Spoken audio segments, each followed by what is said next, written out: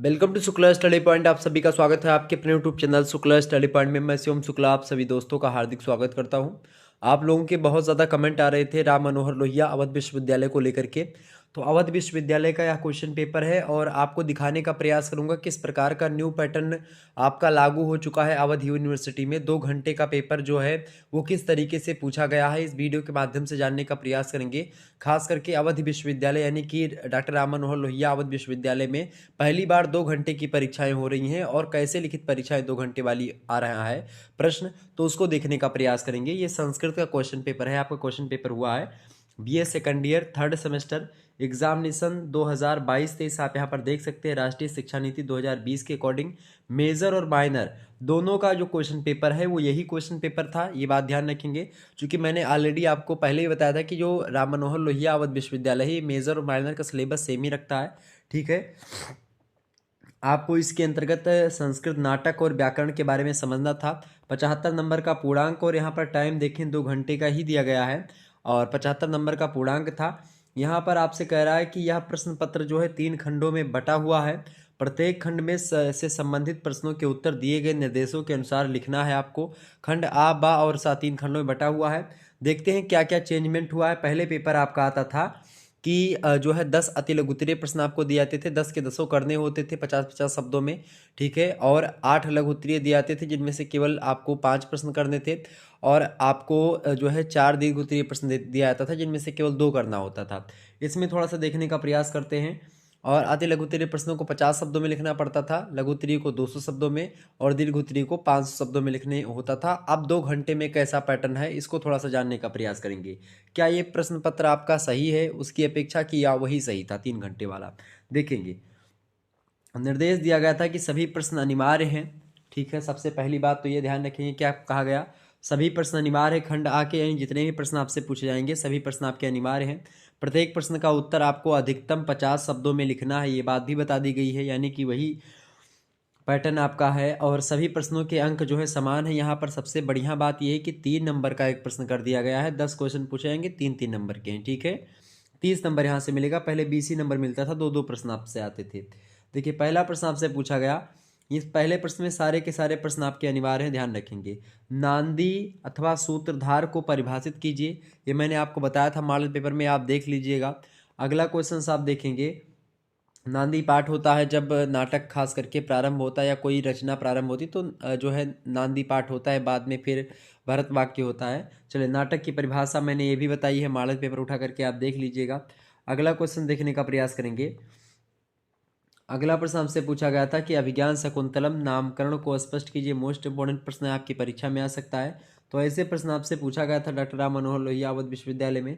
अगला प्रश्न था विदूषक की परिभाषा लिखते हुए अभिज्ञान शकुंतलम के विदूषक का नाम लिखिए, ये भी बढ़िया प्रश्न था। अगला प्रश्न आपसे पूछा गया था स्वप्नवास उदत्तम के रचनाकार का नाम उल्लेख करते हुए उनकी अन्य कृतियों के नाम लिखिए, ये भी प्रश्न मैंने आपको बताया है।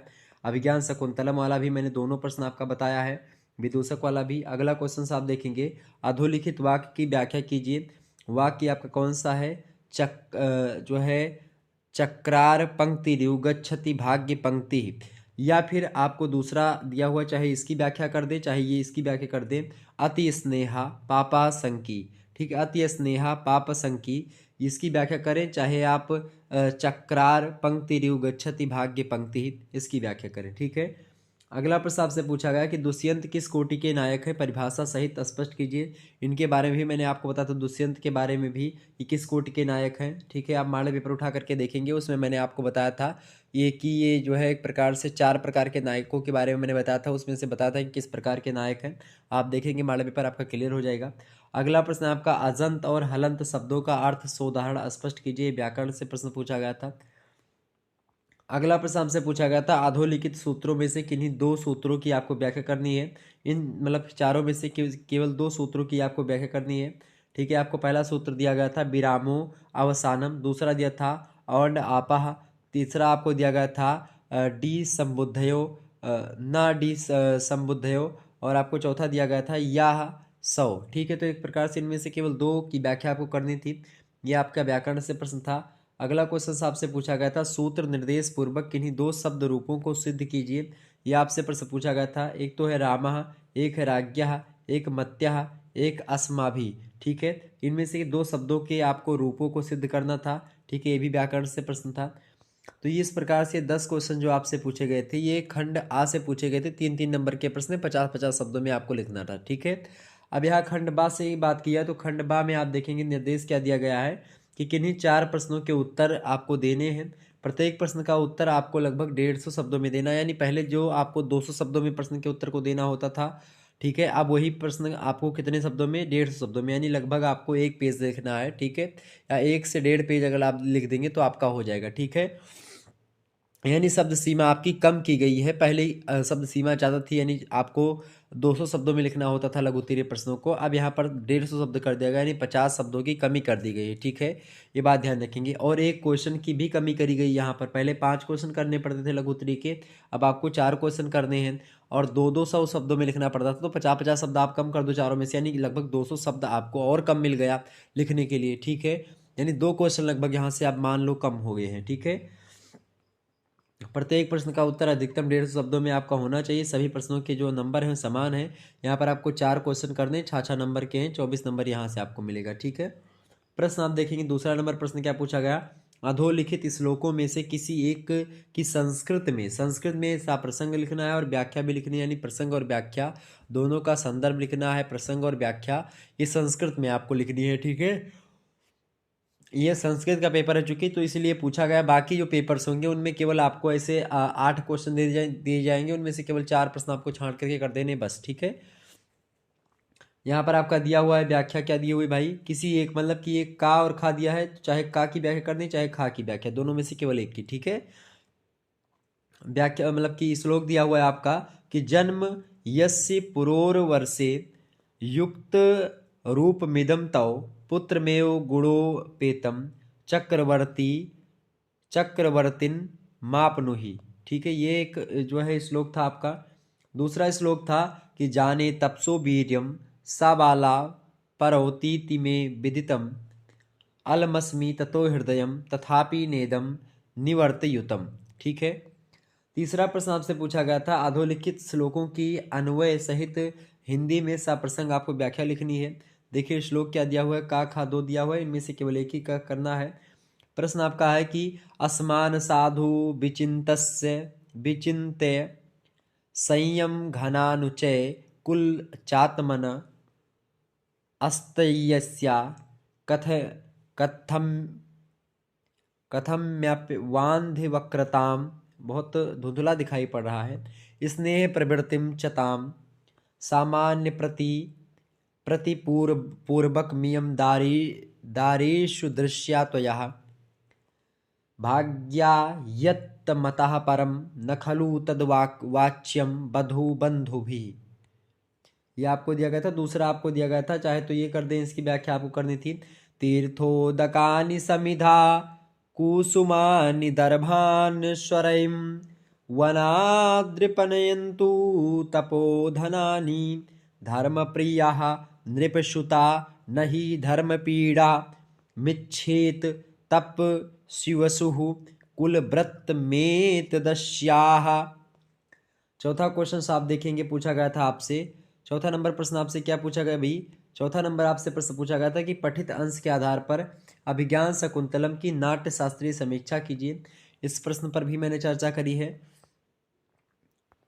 अगला क्वेश्चन आपसे पूछा गया, 5वां नंबर देखेंगे, पठित अंश के आधार पर उदयन राजा जो उदयन थे, ठीक है, वासुदत्ता के पति हैं, मतलब ये नायक हैं, मतलब कि उदयन जो है, और मतलब जो वासुदत्ता हैं, ये स्वप्न वासुदत्तम नाटक है महाकवि भास का, उन्हीं की रचना से है उदयन। तो इनका चरित्र चित्रण आपको करना था, चरित्र की विशेषताएं बतानी थी, तो इस पर भी मैंने आपको बताया था कि प्रश्न इंपॉर्टेंट है।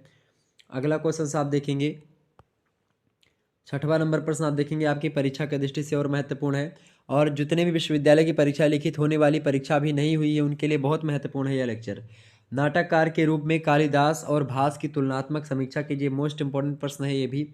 अगला क्वेश्चन आपसे क्या है भाई, पठित अंश के आधार पर शकुंतला का चरित्र चित्रण कीजिए, ये भी बहुत महत्वपूर्ण है, इस पर भी मैंने चर्चा करी है। अगला क्वेश्चन 8वां नंबर आपसे पूछा गया था, अधोलिखित में से किन्हीं 2 पर आपको टिप्पणी करनी है। पहला था काश्यप, दूसरा था वासुदत्ता, तीसरा है प्रेमबदा, और चौथा योगंधरायण। ये सब मतलब कि स्वप्न वासुदत्तम नाटक के ही जो है एक प्रकार से चरित्र चित्रण है, यानी कि मतलब कि वो हैं क्या बोलते हैं पात्र हैं, ठीक है। तो इन्हीं में से आपको टिप्पणी करनी थी 2 पर केवल। इसके अलावा अब बात की जाए खंड 7 से, यहाँ से केवल 4 प्रश्न करने थे, इतने सारे प्रश्न दिए गए थे विकल्प में। अब जो आपको पता हो आसानी से आप उनके उत्तर को लिख सकते थे, ठीक है। खंड 7 देखेंगे, खंड 7 से आपका प्रश्न का निर्देश क्या दिया हुआ है, किन्हीं 2 प्रश्नों के उत्तर पहले भी देने पड़ते थे, अब भी देने पड़े हैं आपको, मतलब कि अब भी देना, लेकिन 100 शब्द मतलब 50, पहले 500 शब्द आपको लिखना पड़ता था, अब केवल 450 शब्द लिखने हैं।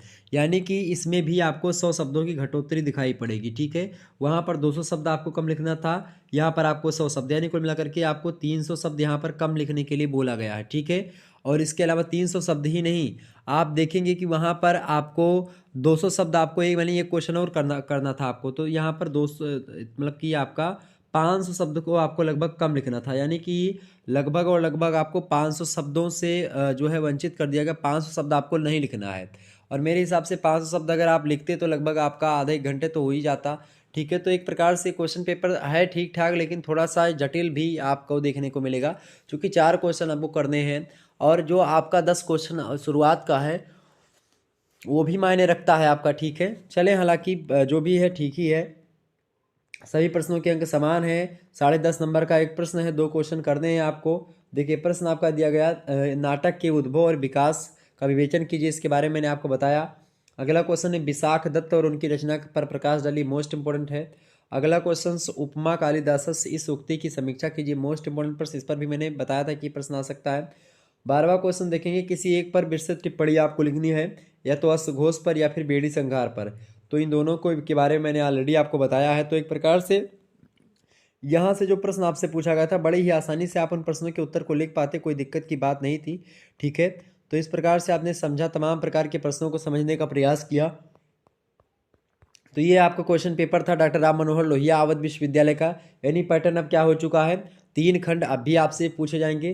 खंड आ से अति लघु उत्तरीय, बा से लघु उत्तरीय और सा से दीर्घ उत्तरीय होंगे। खंड आ में आपको 10 क्वेश्चन दिए जाएंगे, 10 के 10 करने होंगे, 3 नंबर का एक प्रश्न होगा, ठीक है। और 10 क्वेश्चन आपको करने पड़ेंगे, 30 नंबर आपको खंड आ से मिलेगा। खंड बा की अगर बात की है तो खंड बा में आपका फंडा क्या किया गया है कि अब 4 क्वेश्चन ही करने हैं। अच्छा, 50 शब्द में पहले भी लिखना था, इसको 50 शब्द में अब भी लिखना है, तो आपको 2 नंबर मिलता था, अब आपको 3 नंबर मिलेगा, ठीक है। यहाँ पर आपको 4 क्वेश्चन करने हैं, 150 शब्दों में करना है, ठीक है। पहले 5 प्रश्न करने पड़ते थे, अब 4 प्रश्न करना है, बस यही केवल घटाया गया एक प्रश्न, और बाकी शब्द सीमा 2 में घटाई गई 50-50 शब्दों की, ठीक है।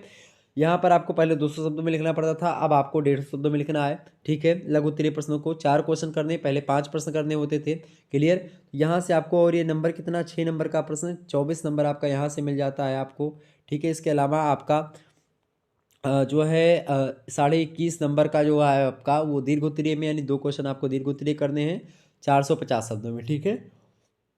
तो इस प्रकार से आपको कुछ पैटर्न सेट किया गया है, और पहले पैटर्न आपका कोई दूसरा था, अब पैटर्न दूसरा है। तो आप देख सकते हैं बड़े आसानी से 2 घंटे का ये पेपर है, कर सकते हैं, लेकिन थोड़ा सा समय आपके, मेरे हिसाब से तो नहीं बिल्कुल कम समय है, ठीक ठाक समय है, लेकिन आपके हिसाब से थोड़ा समय आपको कम पड़ा होगा, ये मैं जहाँ तक अनुभव कर पा रहा हूँ इस क्वेश्चन पेपर के माध्यम से। आपको समय अवश्य कम पड़ा होगा, एक आध क्वेश्चन तो आपके सबके छोटे होंगे, पहला पेपर था। तो अब जिनके पेपर अभी लगे हुए हैं वो लोग इसी बात तैयारी कर लीजिए, और जो है ताकि आपका कोई भी प्रश्न छूटे ना, ठीक है। चलिए फिर, धन्यवाद, मिलते हैं नेक्स्ट वीडियो में, तब तक के लिए जय हिंद जय भारत। आप सभी का बहुत बहुत धन्यवाद हमारे से जुड़ने के लिए। इसी प्रकार से अपना प्यार हमेशा बनाए रखिएगा, और शेयर कर दीजिए सभी दोस्तों के पास वीडियो को। ये क्वेश्चंस पेपर आपका था, ये संस्कृत साहित्य का क्वेश्चन पेपर है, आप यहाँ पर देख सकते हैं मेजर माइनर दोनों का क्वेश्चन पेपर है, ठीक है। ये बात आप ध्यान रखेंगे। तो जो मेजर वाले छात्र छात्र हैं, माइनर वाले छात्र छात्र हैं, जो अगर आपका जो भी सब्जेक्ट माइनर में है, तो जिस दिन आपका मेजर वाला पेपर है उसी दिन आप माइनर वाला पेपर भी देने जाइएगा, उसी दिन आपका भी पेपर हो जाएगा, ठीक है। तो मेजर माइनर आपका कोई भी पेपर हो तो आप पेपर देने जाइएगा, आप में ऐसे ही प्रश्न पूछाएगा, यही क्वेश्चन पेपर आपको भी मिलने वाला है, और यही क्वेश्चन आपको माइनर वाले को, मेजर वाले को, दोनों के लिए, ठीक है, क्लियर। तो संस्कृत का क्वेश्चन पेपर मैंने आपको दिखा दिया। धन्यवाद, मिलते हैं नेक्स्ट वीडियो में। Good night, I love you.